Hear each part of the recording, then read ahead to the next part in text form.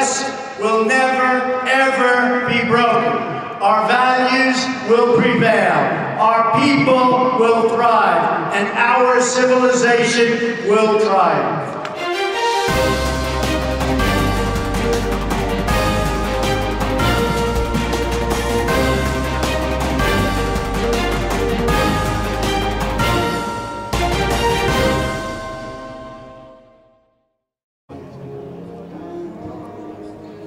Piotr Korczarowski, witam Państwa. W ten piękny, słoneczny dzień będę miał dzisiaj przyjemność relacjonować wizytę prezydenta Stanów Zjednoczonych Donalda Trumpa w Polsce, w Warszawie. Jego jedną z pierwszych oficjalnych wizyt, tym bardziej cieszy nas wszystkich Polaków, że to właśnie tutaj skierował swoje pierwsze kroki.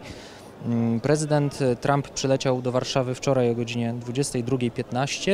Air Force One wylądował na lotnisku Chopina w Warszawie, gdzie został prezydent amerykański przywitany przez ministra spraw zagranicznych Witolda Waszczykowskiego i szefa gabinetu prezydenta Krzysztofa Szczerskiego. Noc spędził w hotelu Marriott i tam, no, można powiedzieć, doszło do niewielkiego skandalu, ponieważ naprzeciwko, na fasadzie Pałacu Kultury i Nauki, został wyświetlony napis. Zupełnie nocą ten napis był dosyć dobrze czytelny. No Trump jest Paris. Jak się okazuje, za tą instalacją, powiedzmy, artystyczną stała organizacja Greenpeace. No a przesłanie było takie, że Donald Trump odmówił respektowania postanowień porozumienia klimatycznego zawartego właśnie w Paryżu. I warto tu przypomnieć, że wówczas Pałac Kultury i Nauki został podświetlony w Warszawie na zielono. Tym razem właśnie takie zielone światło ze strony Greenpeace'u przywitało Trumpa, raczej, no, jeśli było to przywitanie, to takie całkiem słone. Wiele się mówi w Polsce, natomiast o dzisiejszych rozmowach, o tym jeszcze powiem za chwilę. Na pewno głównym tematem będą inwestycje. Miejmy nadzieję, że będą to inwestycje głównie w Polsce, a także tematyka z pogranicza energetyki, cyfryzacji, no i to, co najczęściej przejawia się w kontekście amerykańskim, czyli bezpieczeństwo. Oficjalna wizyta zaczęła się dzisiaj już od godziny 9:00. Wtedy to prezydent Trump miał okazję porozmawiać z naszym prezydentem Andrzejem Dudą w Zamku Królewskim w Warszawie. O czym rozmawiali prezydenci, nie wiemy, no trwało to na pewno dłuższą chwilę, była to rozmowa w 4 oczy, więc jest szansa, że porozmawiali tam szczerze. Miejmy nadzieję, że wkrótce poznamy ustalenia tych rozmów. Andrzej Duda przed tym spotkaniem mówił, że jest to niezwykle ważne spotkanie, wręcz historyczne, natomiast premier Beata Szydło powiedziała z kolei, że Donald Trump nie boi się głosić tego samego, co jej rząd. Miała na myśli tutaj priorytety interesu narodowego, bezpieczeństwa obywateli, no i jak tutaj też wskazała, taki punkt o kapitale, o tym, że kapitał ma narodowość. Prezydentowi USA towarzyszą dziś m.in. sekretarz skarbu, doradca do spraw bezpieczeństwa, chociaż tak na dobrą sprawę uwagę mediów od rana przyciąga kto inny, mianowicie żona Donalda Trumpa, która jak zwykle pokazała się w nowej kreacji i to o niej najchętniej media mówiły od wczoraj, no może to też dlatego, że jeszcze dokładnie nie wiemy, jakie będą tematy rozmów politycznych, a raczej jakie będą ustalenia tych rozmów, więc media skupiają się na tej powierzchowności, na tym, co widać na pierwszy rzut oka. Donald Trump miał przylecieć również ze swoją córką, Iwanką, którą widzieliśmy wczoraj na lotnisku Chopina, też wysiadała z Air Force One. Natomiast po stronie polskiej w rozmowach weźmie udział szef MSZ, szef MON, pełnomocnik rządu do spraw strategicznej infrastruktury energetycznej, szefowa Kancelarii Prezydenta, szef BBN, no i nowy ambasador RP w Stanach Zjednoczonych Piotr Wilczek. Oprócz spotkania z naszą głową państwa, prezydent USA weźmie też udział w szczycie Trójmorza, gdzie spotka się z liderami państw położonych między Adriatykiem, Bałtykiem i Morzem Czarnym. Tam właśnie zapadną pierwsze decyzje na temat wspólnej strategii bezpieczeństwa i rozwoju gospodarczego. No a już wkrótce to, na co wszyscy czekamy, czyli przemówienie do narodu polskiego, które Donald Trump wygłosi tutaj na Placu Krasińskich, miejscu szczególnie ważnym i co ciekawe wybranym, poleconym przez delegację amerykańską. wcześniej prezydent USA odda hołd bohaterom Powstania Warszawskiego, co jest bardzo istotnym faktem w kontekście pomyłki jego poprzednika, który powiedział o polskich obozach koncentracyjnych i chyba w ogóle w kontekście polityki historycznej, o której Amerykanie, o tej naszej historii wiedzą niewiele.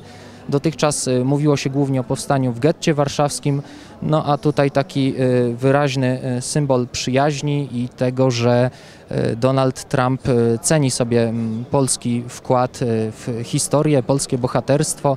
No, miejmy nadzieję, że między wierszami nie chodzi tu o żadne mięso armatnie, czy po prostu wykorzystywanie naszych dzielnych żołnierzy. Dzisiaj o tym nie będziemy mówić, dzisiaj będą kwiaty i honory i to chyba się liczy, bo kiedy prezydent amerykański oddaje hołd polskim bohaterom i mówią o tym media całego świata, no to coś już znaczy. Czekamy na przemówienie.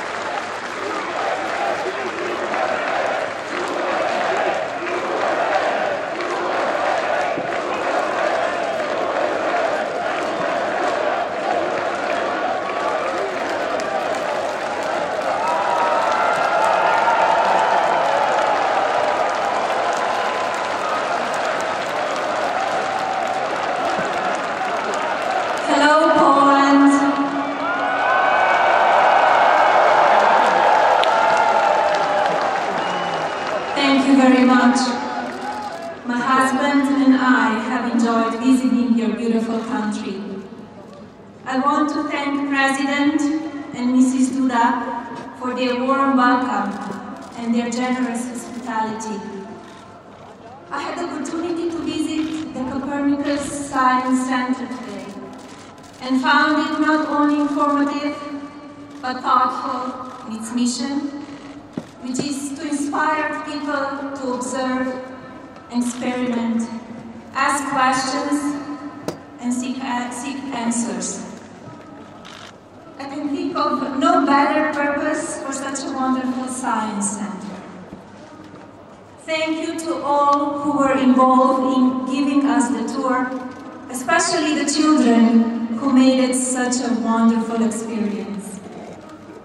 As many of you know, a main focus of my husband's presidency is safety and security of the American people. I think as all of us can agree, people should be able to live their lives without fear, no matter what country they live in. That is my wish for all of us around the world. Thank you again for this wonderful welcome to your very special country. Your kindness and gracious hospitality will not be forgotten. And now it is my honor to introduce to you my husband, the President of the United States, Donald J. Trump.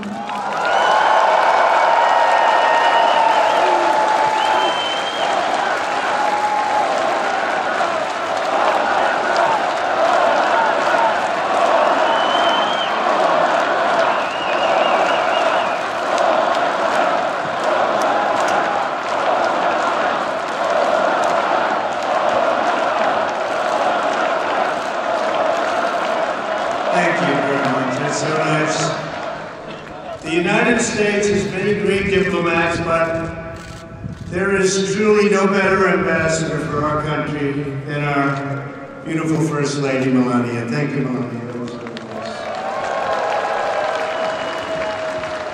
We've come to your nation to deliver a very important message. America loves Poland, and America loves the Polish people. Thank you. The Poles have not only greatly enriched this region, but Polish Americans have also greatly enriched the United States, and I was truly proud to have their support in the 2016 election. It is a profound honor to stand in this city by this monument to the Warsaw Uprising and to address the Polish nation that so many generations have dreamed of. A Poland that is safe, strong, and free.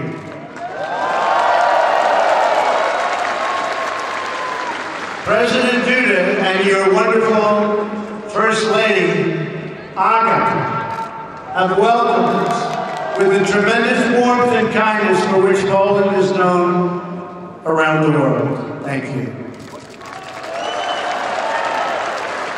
I sincerely, and I mean sincerely, thank both of them, and to Prime Minister Shedwell, a very special thanks also. We are pleased that former President Lech Walesa, so famous for leading the Solidarity movement, has joined us today also. Thank you. Thank you. Thank you. On behalf of all Americans, let me also thank the entire Polish people for the generosity you have shown in welcoming our soldiers to your country. These soldiers are not only brave defenders of freedom, but also symbols of America's commitment to your security and your place in a strong and democratic Europe.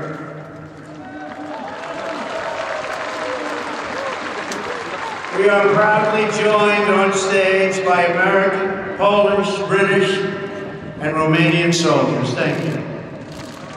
Thank you. Great job. President Duda and I have just come from an incredibly successful meeting with the leaders participating in the 3 C's initiative.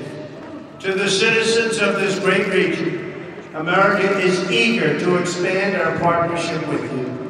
We welcome stronger ties of trade and commerce as you grow your economies. And we are committed to securing your access to alternate sources of energy, so Poland and its neighbors are never again held hostage to a single supplier of energy.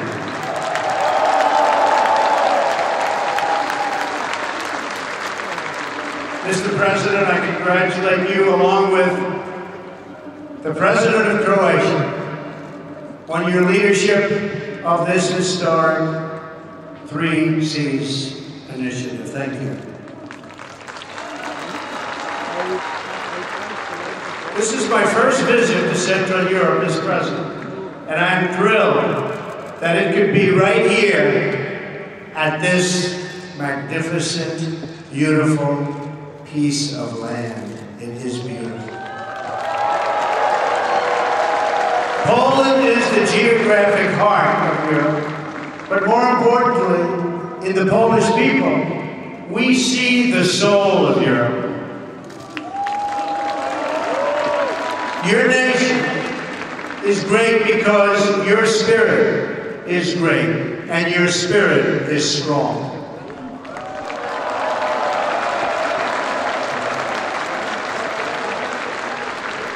For 2 centuries, Poland suffered constant and brutal attacks. But while Poland could be invaded and occupied, and its borders even erased from the map, it could never be erased from history or from your hearts. In those dark days, you have lost your land, but you never lost your pride. So it is with this true admiration that I can say today that from the farms and villages of your countryside to the cathedrals and squares of your great cities, Poland lives, Poland prospers, and Poland prevails.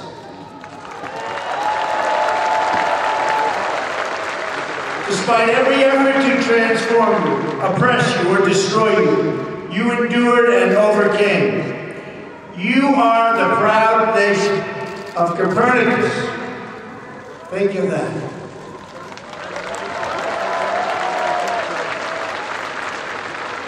Chopin, St. John Paul II, Poland is a land of great heroes.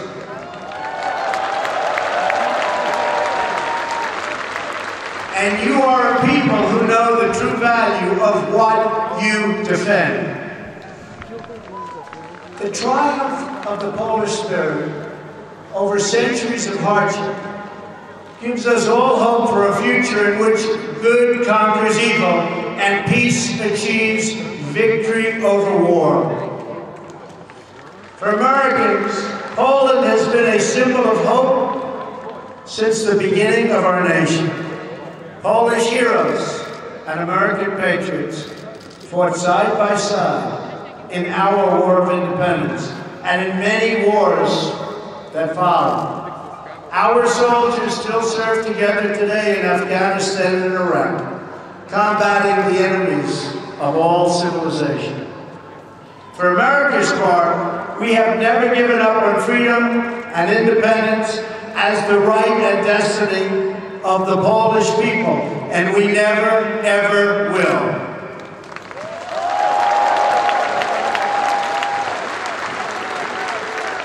Our 2 countries share a special bond forged by unique histories and national characters. It's a fellowship that exists only among people who have fought and bled and died for freedom. The The signs of this friendship stand in our nation's capital. Just steps from the White House, we've raised statues of men with names like Pulaski and Kosciuszko.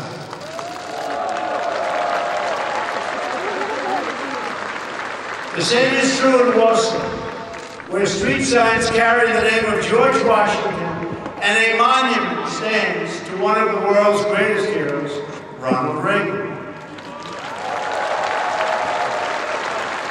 And so I am here today, not just to visit an old ally, but to hold it up as an example for others who seek freedom and who wish to summon the courage and the will to defend our civilization.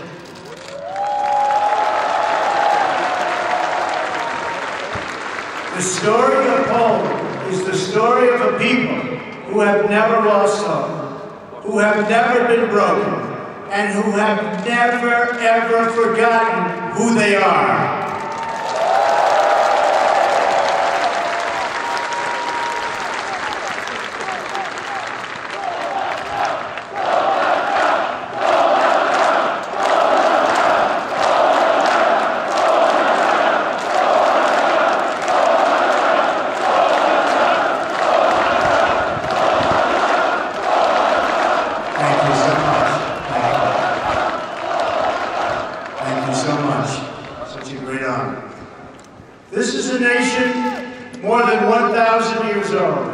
Your borders were erased for more than a century and only restored just 1 century ago. In 1920, in the miracle of Wystąpienie, Poland stopped the Soviet army bent on European conquest.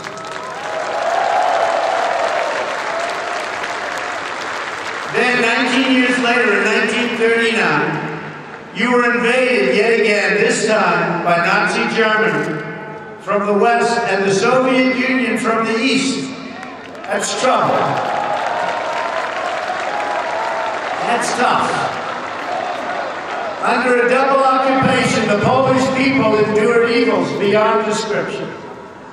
The Katyn Forest Massacre, the occupations, the Holocaust, the Warsaw Ghetto, and the Warsaw Ghetto Uprising, the destruction of this beautiful capital city, and the deaths of nearly 1 in 5 Polish people. A vibrant Jewish population, the largest in Europe, was reduced to almost nothing after the Nazis systematically murdered millions of Poles, Jewish citizens, along with countless others, during that brutal occupation. In the summer of 1944, the Nazi and Soviet armies were preparing for a terrible and bloody battle right here in Warsaw. Amid that hell on earth, the citizens of Poland rose up to defend their homeland. I am deeply honored to be joined on stage today by veterans and heroes of the Warsaw Uprising.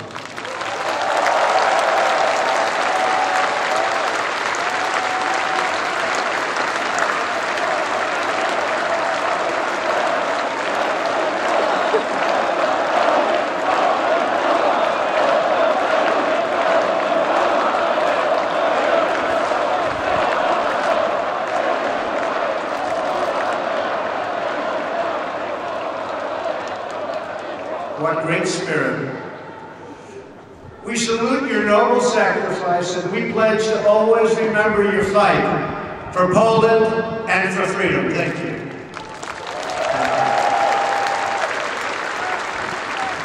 This monument reminds us that more than 150,000 Poles died during that desperate struggle to overthrow oppression. From the other side of the river, the Soviet armed forces stopped and waited. They watched as the Nazis ruthlessly destroyed the city, viciously murdering men, women, and children.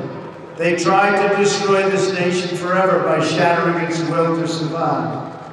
But there is a courage and a strength deep in the Polish character that no one could destroy. The Polish martyr, Bishop Michael Kozak, said it well: more horrifying than a defeat of arms is a collapse of the human spirit. Through 4 decades of communist rule, Poland and the other captive nations of Europe endured a brutal campaign to demolish freedom, your faith, your laws, your history, your identity, indeed the very essence of your culture and your humanity. Yet through it all, you've never lost that spirit.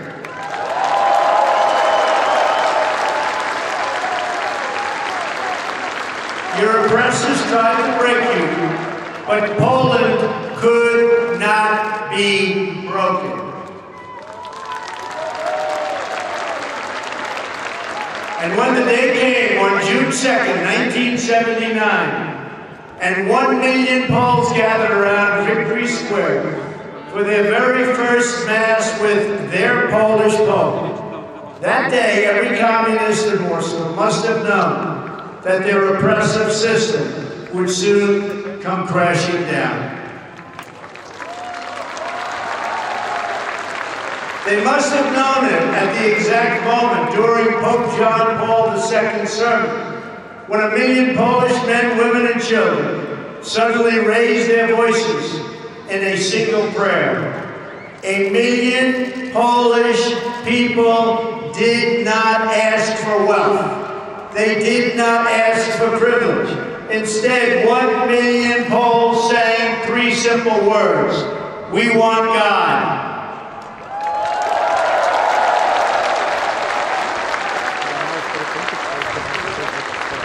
In those words, the Polish people recalled the promise of a better future. They found new courage to face down their oppressors. And they found the words to declare that Poland would be Poland once again.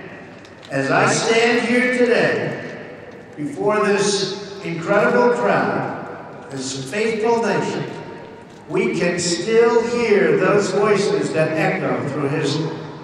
Their message is as true today as ever. The people of Poland, the people of America, and the people of Europe still cry out, we want God.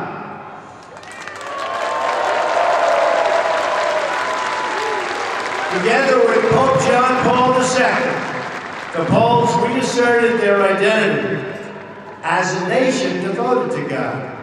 And with that powerful declaration of who you are, you came to understand what to do and how to live. You stood in solidarity against oppression, against a lawless secret police, against a cruel and wicked system that impoverished your cities and your souls. And you won. Poland prevailed. Poland will always prevail.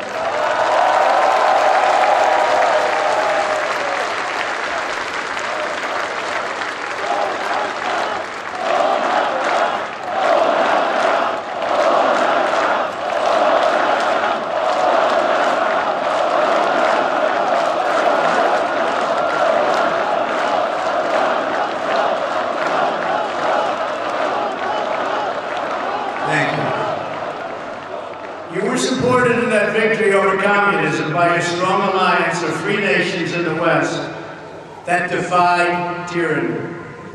Now among the most committed members of the NATO alliance, Poland has resumed its place as a leading nation of a Europe that is strong, whole, and free. A strong Poland is a blessing to the nations of Europe, and they know that. A strong Europe is a blessing to the West and to the world.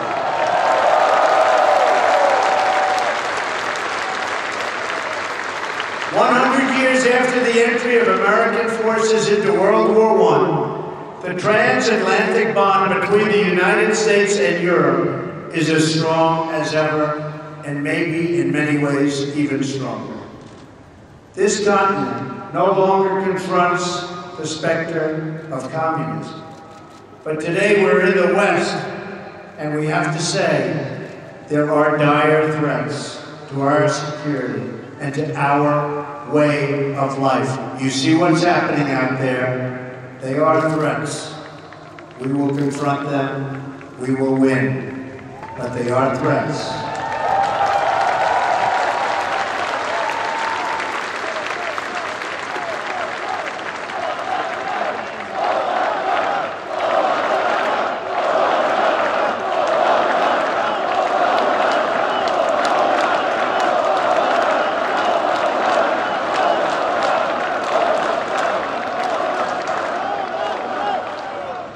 Confronted by another oppressive ideology, one that seeks to export terrorism and extremism all around the globe.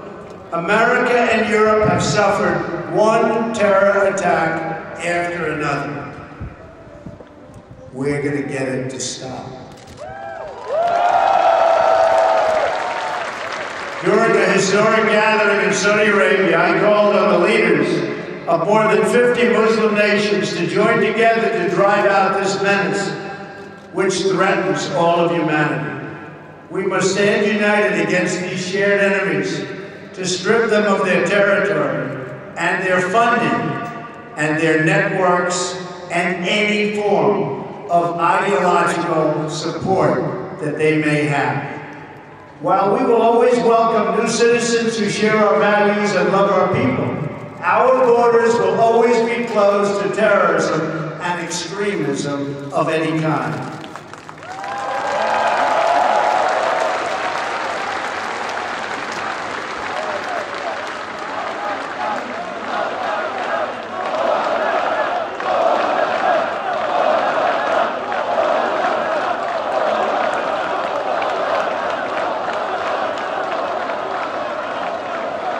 We are fighting hard against radical Islamic terrorism, and we will prevail.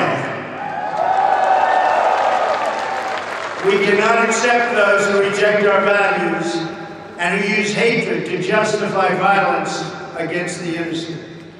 Today, the West is also confronted by the powers that seek to test our will, undermine our confidence, and challenge our interests. To meet new forms of aggression, including propaganda, financial crimes, and cyber warfare, we must adapt our alliance to compete effectively in new ways and on all new battlefields. We urge Russia to cease its destabilizing activities in Ukraine and elsewhere, and its support for hostile regimes, including Syria and Iran, and to instead join the community of responsible nations in our fight against common enemies and in defense of civilization itself.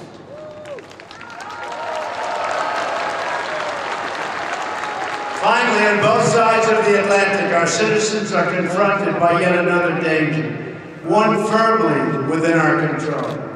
This danger is invisible to some, but familiar to the Poles. The steady creep of government bureaucracy that drains the vitality and wealth of the people. The West became great, not because of paperwork and regulations, but because people were allowed to chase their dreams and pursue their destinies. Americans, Poles, and nations of Europe value individual freedom and sovereignty. We must work together to confront forces, whether they come from inside or out, from the south or the east, that threaten over time to undermine these values and to erase the bonds of culture, faith, and tradition that make us who we are.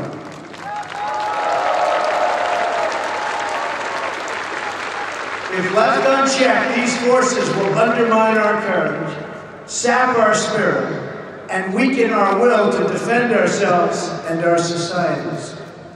But just as our adversaries and enemies of the past learned here in Poland, we know that these forces too are doomed to fail if we want them to fail. And we do indeed want them to fail. They are doomed not only because our alliance is strong, our countries are resilient, and our power is unmatched. Through all of that, you have to say, everything is true. Our adversaries, however, are doomed because we will never forget who we are. And if we don't forget who we are, we just can't be beaten. Americans will never forget. The nations of Europe will never forget. We are the fastest and the greatest community. There is nothing like our community of nations. The world has never known anything like our community of nations. We write symphonies. We pursue innovation. We celebrate our ancient heroes, embrace our timeless traditions and customs, and always seek to explore and discover brand new frontiers. We reward brilliance. We strive for excellence and cherish inspiring works of art that honor God. We treasure the rule of law and protect the right to free speech and free expression. We empower women as pillars of our society and of our success. We put faith in family, not government and bureaucracy, at the center of our lives, and we debate everything. We challenge everything. We seek to know everything so that we can better know ourselves. And above all, we value the dignity of every human life, protect the rights of every person, and share the hope of every soul to live in freedom. That is who we are. Those are the priceless ties that bind us together as nations, as allies, and as a civilization. What we have, what we inherited from our, and you know this better than anybody, and you see it today with this incredible group of people. What we've inherited from our ancestors has never existed to this extent before. And if we fail to preserve it, it will never, ever exist again. So we cannot fail. This great community of nations has something else in common. In every one of them, it is the people, not the powerful, who have always formed the foundation of freedom and the cornerstone of our defense. The people have been that foundation here in Poland, as they were right here in Warsaw. And they were the foundation from the very, very beginning in America. Our citizens did not win freedom together, did not survive horrors together, did not face down evil together, only to lose our freedom to a lack of pride and confidence in our values. We did not, and we will not. We will never back down.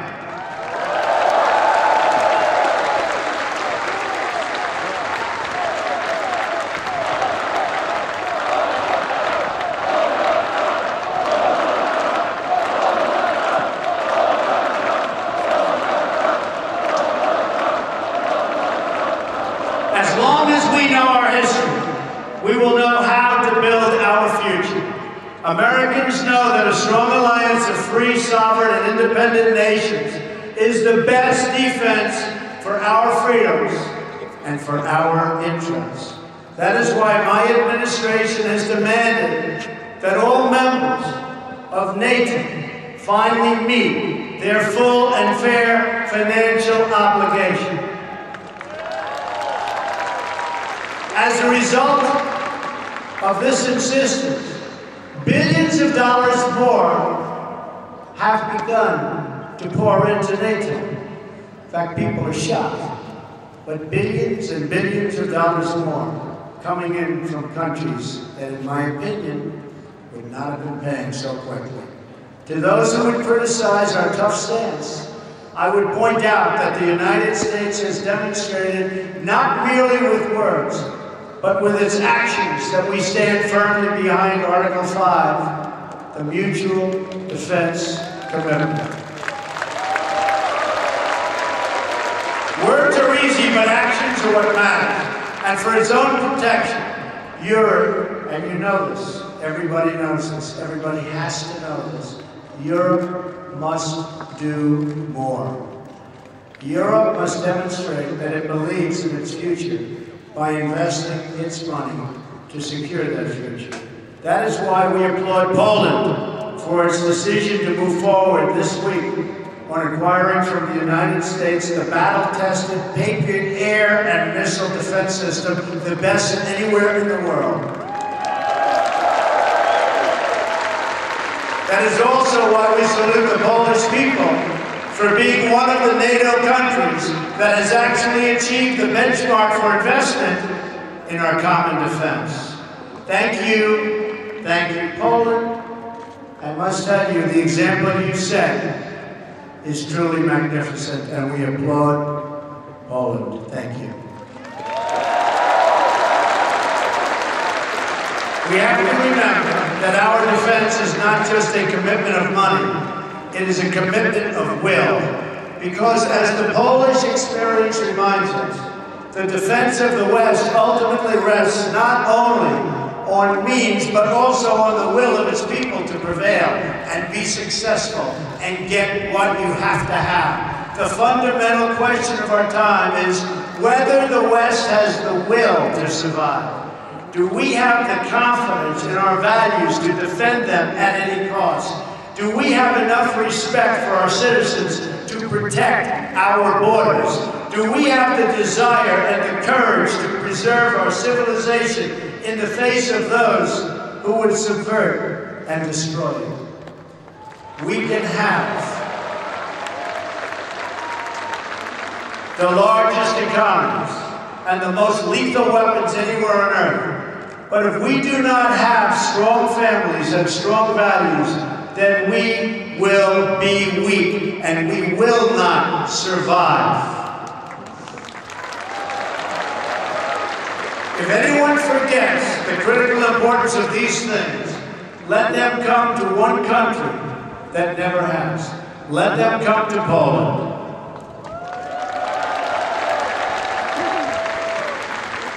And let them come here to Warsaw and learn the story of the Warsaw Uprising.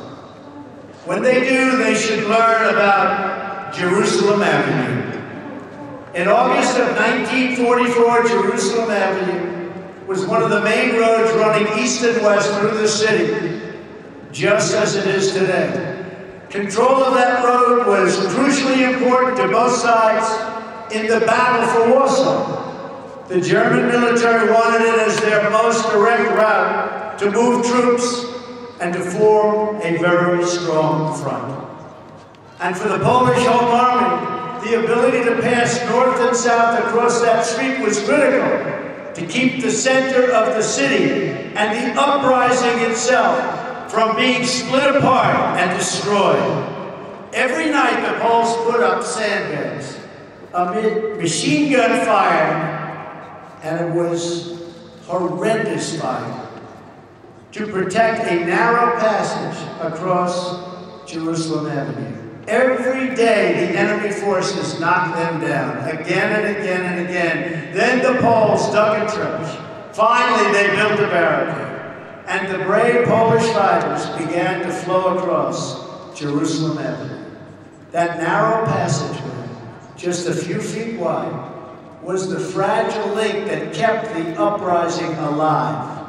Between its walls, a constant stream of citizens and freedom fighters made their perilous sprints. They ran across that street. They ran through that street. They ran under that street, all to defend the city. The far side was several yards away. Recalled one young Polish woman named Greta. That mortality and that life was so important to her. In fact, she said the mortally dangerous sector of the street was soaked in blood. It was the blood of messengers, liaison girls and couriers. Nazi snipers shot at anybody who crossed. Anybody who crossed, they were being shot at. Their soldiers burned every building on the street, and they used the poles as human shields for their tanks in their effort to capture Jerusalem Avenue. The enemy never ceased this relentless assault on that small outpost of civilization. And the poles never ceased its defense. The Jerusalem Avenue passage required constant protection, repair, and reinforcement. But the will of its defenders did not waver, even in the face of death. And to the last days of the uprising, the fragile crossing never, ever failed. It was never, ever forgotten. It was kept open by the Polish people. The memories of those who perished in the Warsaw Uprising cry out across the decades. And few are clearer than the memories of those who died to build and defend the Jerusalem Avenue crossing. Those heroes remind us that the West was saved with the blood of patriots, that each generation must rise up and play their part in its defense.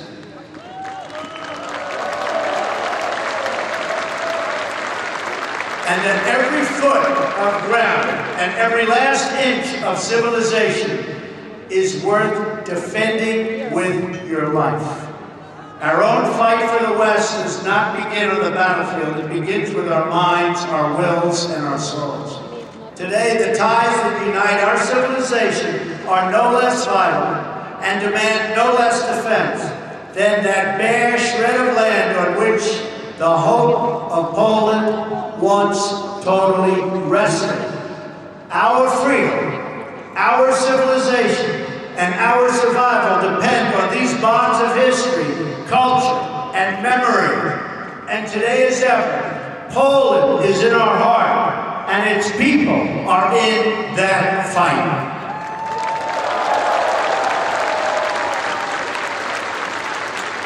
Just as Poland could not be broken, I declare today for the world to hear that the West will never, ever be broken. Our values will prevail, our people will thrive, and our civilization will triumph.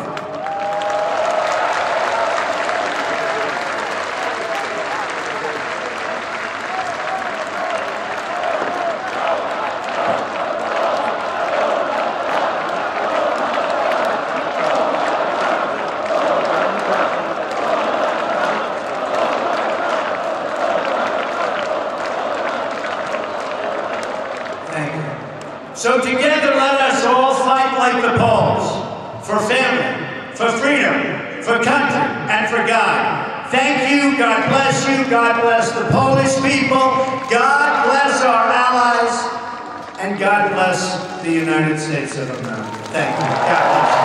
Thank you.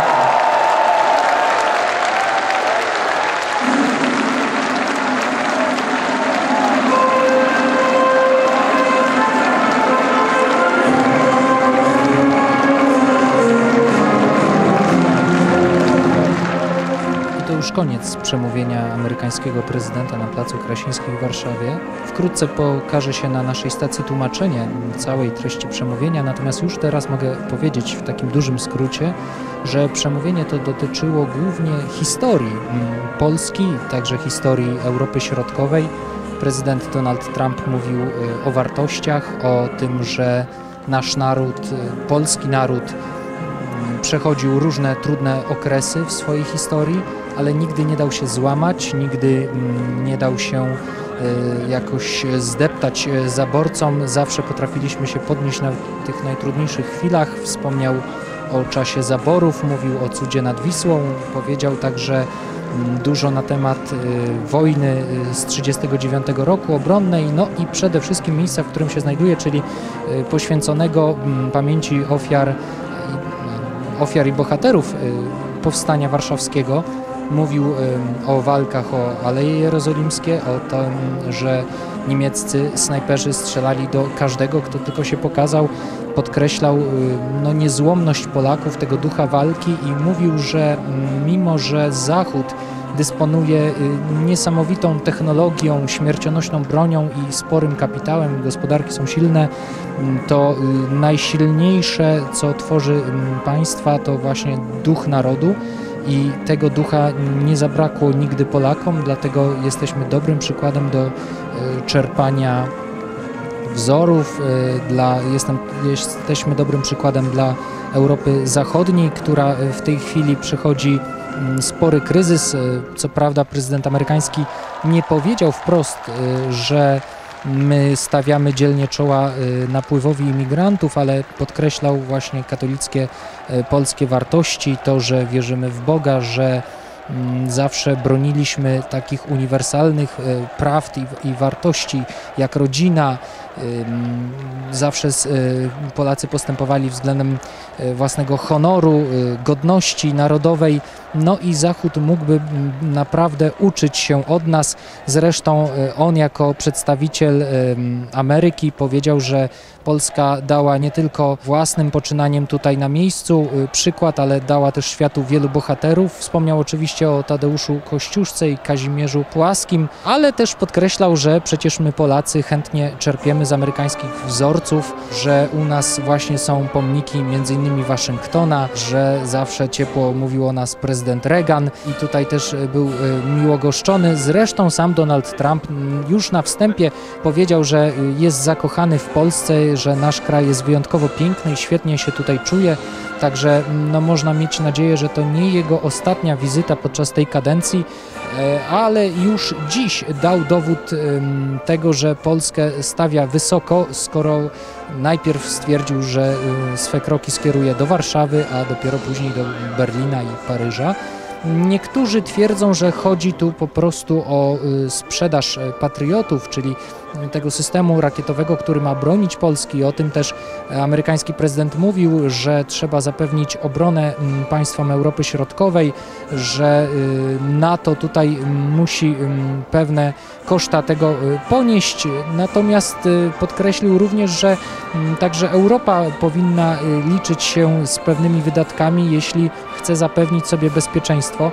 No można tu przeczytać między wierszami także uwagę adresowaną do Polski, że Ameryka zapala zielone światło na sprzedaż tego sprzętu, ale właśnie nic za darmo. Na pewno w najbliższej przyszłości poznamy szczegóły tego kontraktu.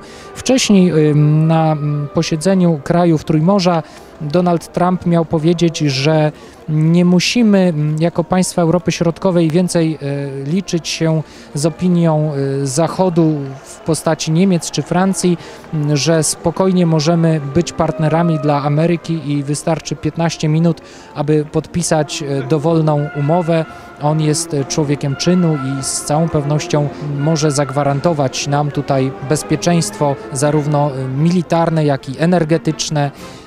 Dlatego z tym większą przyjemnością właśnie te kroki swoje kieruje do Polski i na każdym kroku praktycznie podkreślał, że Polacy to jest dla niego ten naród, o którym zawsze ciepło myśli i to są ci ludzie, którzy nie tylko zapewnili mu w jakimś stopniu zwycięstwo podczas wyborów w Ameryce, ale także teraz popierają jego politykę i tutaj wie, że ma taki swój przyjazny bastion, na który może liczyć. Tyle dziś z Warszawy. Myślę, że różnego rodzaju publicyści, felietoniści jeszcze ten tekst Donalda Trumpa będą rozbijać na czynniki pierwsze, właściwie doszukiwać się jakiegoś głębszego sensu między wierszami, bo wiadomo, że żaden polityk nie może mówić dosłownie, wprost, mimo że Donald Trump jest jednym z tych, którzy z całą pewnością nie szukają delikatnych słów i kompromisów, tylko starają się mówić prosto z mostu, ale mimo to nawet on ma nad sobą pewną odpowiedzialność głowy najsilniejszego państwa na świecie, więc niektórych rzeczy trzeba się doszukać w kontekście. Jedyne, co może wzbudzić pewne wątpliwości poza całym tym bagażem historycznym i patriotycznym, który tutaj ze sobą Donald Trump przywiózł, to, że niewiele zmienia się w kontekście polityki zagranicznej bliskowschodniej. Oczywiście Donald Trump mówił wiele o walce z terroryzmem i zagrożeniach współczesnego świata, o wrogach wewnętrznych i o tym, że te zamachy terrorystyczne muszą się skończyć, co oczywiście jest słusznym postulatem, natomiast wszystko sprowadził do walki między innymi z Syrią i Iranem, które nie nazwał po raz kolejny, jak to Ameryka zwykle czyniła, osią zła, ale zaznaczył, że to są te reżimy, z którymi trzeba się uporać.